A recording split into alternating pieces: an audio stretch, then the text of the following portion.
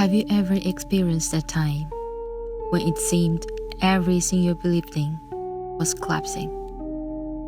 During a sleepless night, you may have stared at the shadows on a wall and had all your painful memories flood back in an endless loop. I've had this experience. I was becoming engulfed in a dark mist.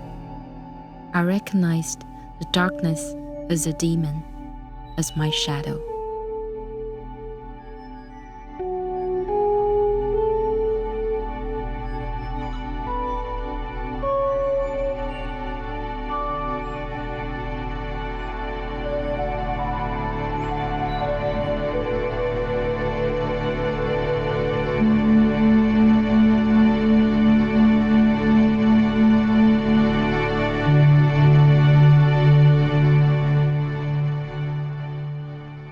Shadow Mist is a 2D psychological game that comes from my personal struggle with depression several years ago. It's a kind of parable. Think of yourself as the main character, who is an explorer, existing in a traumatic twilight state. The way to the light is unknown. Once you begin to move, the platform on which you stand begins to get shorter, forcing you to jump into the sea. The sea represents the subconscious, and the overall situation mirrors my understanding of life. We are not allowed to stand still in time. We must venture forward in spite of what we choose to do. Leaping into the unknown darkness is the only option. Every level of the game starts in darkness. The way to the destination is unclear. A gleaming portal to the light is invisible in the mist.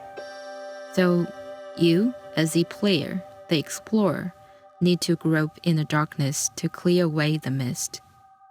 The explorer and the shadow spirits live in parallel worlds. They are bound to each other. Helping them overcome obstacles to get to the destination together will take you to the next level up. Shadow Mist is not a high adrenaline shooter game.